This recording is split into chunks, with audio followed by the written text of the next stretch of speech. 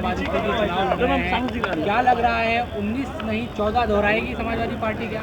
बिल्कुल 14 ही नहीं बल्कि उससे पहले भी लगातार, जैसा समाजवादियों का इतिहास रहा है बदायूं जिले के अंदर, लगातार पार्टी जीती है। जैसा आदित्य कह रहे थे पिछला चुनाव, और आप सब बेहतर जानते हैं क्योंकि आप सब लोग उस समय भी काउंटिंग से लेकर तमाम चुनाव प्रक्रिया में शामिल थे। इसी कार्यालय में बैठे एक अधिकारी के षड्यंत्र से और तमाम तरीके के षड्यंत्रों से पिछला चुनाव हराया ज़रूर गया, लेकिन बदायूं की जनता के दिल से समाजवादी न कल निकली थी न आज निकली, और इस चुनाव में सभी चीज़ों का सूद सहित जनता वापस करेगी। अच्छा, आपने क्या लगता है भी लगाया था, मतलब केस डाला था कि बेईमानी हुई थी, इस बार क्या लगता है आपको? इस बार जैसा चाचा जी ने बयान दिया है कई बार आप लोगों के बीच में, उन्हीं की बयान और बात को मैं दोहराते हुए कह रहा हूँ, इस बार बीजेपी के लोगों की बेईमानी की भी दाल समाजवादी लोग गलने नहीं देंगे, क्योंकि समाजवादी लोग इस बार तैयार हैं और पता है कि बेईमानी बीजेपी ने कराई थी, विधानसभा में भी कराई, आप सभी जानते हो। केवल 36 घंटे पहले माननीय अखिलेश यादव जी के आह्वान पर जब समाजवादी कार्यकर्ताओं ने ईवीएम की रखवाली शुरू की तो उत्तर प्रदेश के 75 में से 32 जिलों में अनियमितता पाई गई। इस बात से पूरा प्रदेश वाकिफ है। तो इस बार समाजवादी लोग बहुत मजबूती के साथ, सजगता के साथ चुनाव लड़ रहे हैं और इस बार कोई बेईमानी होने नहीं देंगे, और जनता का विश्वास समाजवादियों के साथ है। बीजेपी से लोग निराश हैं।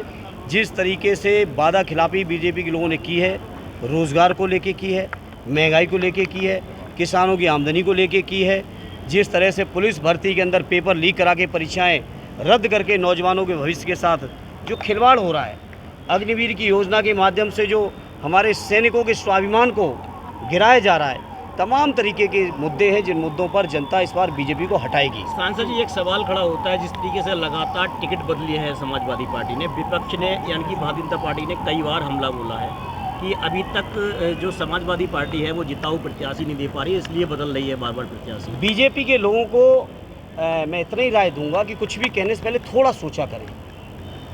सोचते नहीं हैं।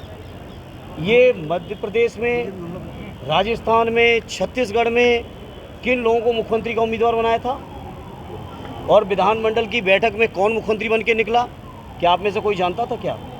ये पार्टी की आंतरिक रणनीति है। ऑलरेडी चाचा जी का नाम अनाउंस हुआ था, उसके अगले दिन भी मैं आप सबके बीच में था और मैं चाचा जी की अपील करके गया था। दोबारा जब मैं सम्मेलन में नाम आया, उस समय तक आदित्य का नाम चर्चा में आ चुका था, आप सबने सवाल किए थे।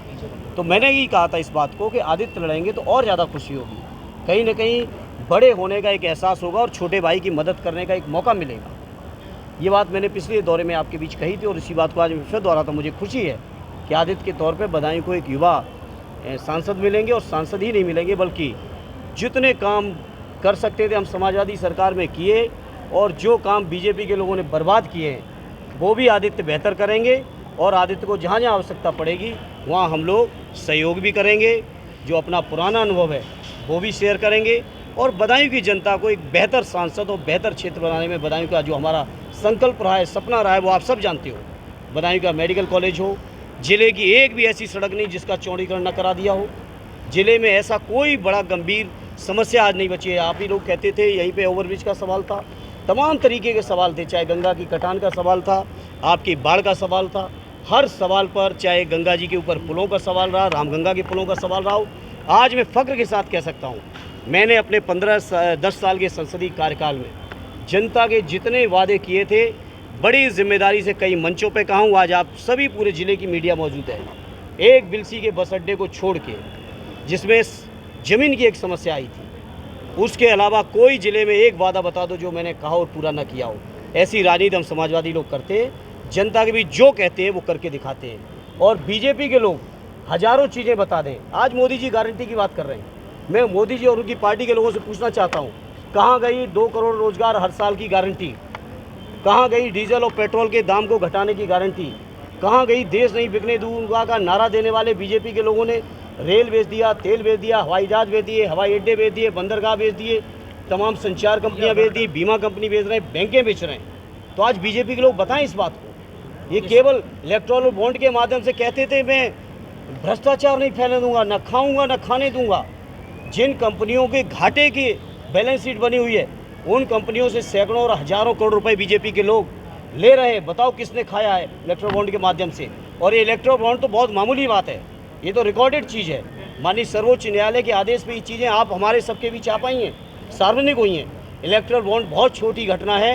इलेक्ट्रो बॉन्ड के अलावा भी कितना बीजेपी के लोगों ने भ्रष्टाचार किया है, शायद हम और आप सोच भी सकते। भ्रष्टाचारियों को उल्टा लटकाने की बात करते हैं, मुख्यमंत्री जी हों, डिप्टी सीएम केशव प्रसाद मौर्य हों, उसको लेके क्या कहें? तो वो भ्रष्टाचारियों को पहले, सबसे पहले जिन भ्रष्टाचारियों ने पैसे दिए हैं उनकी पार्टी को मैं मुख्यमंत्री जी को सलाह दूंगा कि सबसे पहले शुरुआत वहाँ से करें।